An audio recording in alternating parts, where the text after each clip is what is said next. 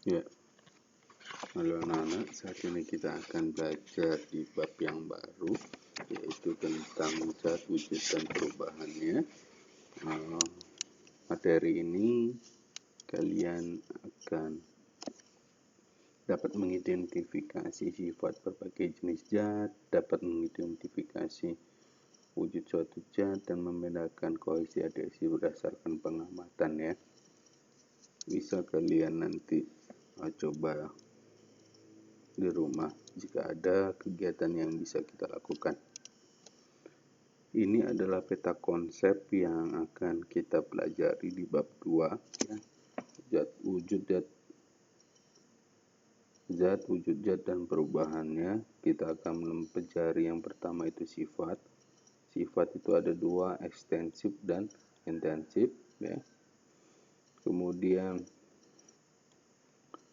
sifat ekstensif itu ada volume dan seterusnya. Kemudian kita belajar yang kedua adalah perubahan.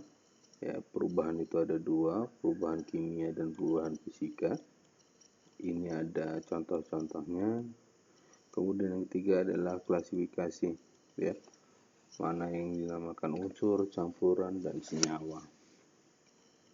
Oke, ini akan kita pelajari di bab ini.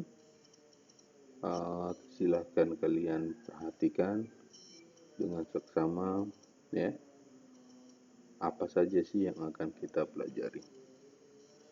Oke, sebelum kita mengetahui apa sih materi dan zat, ya, kalau kita melihat di sini ada balon ya. Kita ada balon, di situ pasti ada udaranya ya. Kalau misalnya bendanya yang terlihat bisa kita sentuh, kita bisa mengetahui bahwa di situ ada benda tersebut memiliki massa, memiliki volume. Nah, bagaimana dengan udara yang ada di dalam balon? Udara itu bisa nggak memiliki massa, kemudian memiliki volume? Nah, ini adalah pembuktiannya anak-anak, bahwa ketika kita meniupkan udara di balon, maka udara di dalam balon tersebut ini ada volumenya ya. Volumenya ada berapa liter dan sebagainya ya. Kemudian kalau ditimbang, massa balon ini akan bertambah ya daripada tadi yang kosong ya. Materi adalah segala sesuatu yang menempati ruang ya, memiliki volume dan mempunyai massa ya. Sebelum kita akan belajar zat, kita akan belajar tentang materi. Materi itu adalah segala sesuatu yang menempati ruang, memiliki volume dan memiliki massa ya. Kita bisa melihatnya, kalau memiliki ruang, menempati ruang, berarti dia memiliki volume. Benda-benda yang memiliki volume itu adalah, dan mempunyai massa, itu materi ya. Bisa diukur volume itu satuannya, kalau dalam liter, 1 liter itu adalah 1 desimeter kubik ya. Kalau kita rubah ke sentimeter, berarti 1 liter itu adalah 1000 cm kubik. Nah, ini konversinya ya anak-anak. Kalau misalnya ada 3 liter, berarti 3 liter berarti 3 desimeter kubik ya. Kemudian massa adalah ukuran yang menunjukkan jumlah materi ya. Massa itu adalah yang menunjukkan jumlah materi. Kemudian berat itu adalah ukuran yang menyatakan besarnya gaya gravitasi bumi yang dialami sebuah materi. Ya, kemarin di bab 1 kita sudah belajar kalau misalnya massa itu adalah satuannya kilogram. Kalau berat adalah newton. Ya, gaya berat atau berat.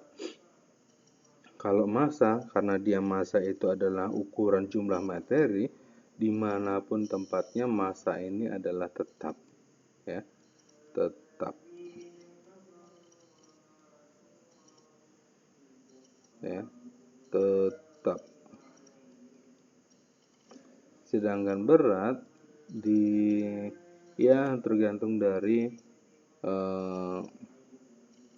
tergantung dari gravitasinya ya.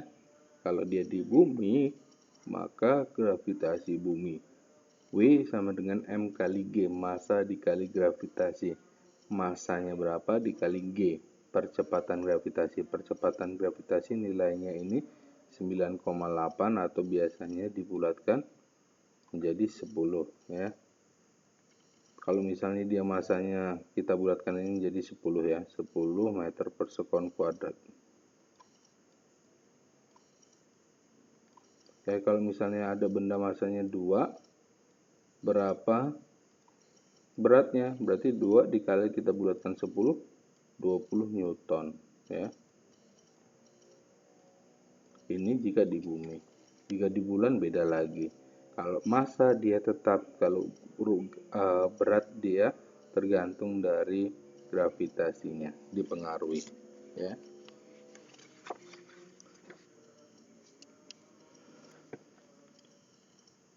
Materi di alam itu dapat berupa zat tunggal atau murni, atau dapat juga berupa campuran. Jadi di alam ini ada yang zat tunggal atau murni, dan dapat juga dia merupakan gabungan dari berbagai zat ya, atau yang lainnya yang disebutkan dengan campuran. Yang dinamakan zat murni adalah zat murni adalah materi yang hanya tersusun dari satu jenis ya. Jadi satu jenis saja. Kalau campuran merupakan tersusun 2 atau lebih zat. Contohnya baku besi ya, merupakan materi yang berupa zat tunggal ya. Besi itu dalam rumus kimianya Fe.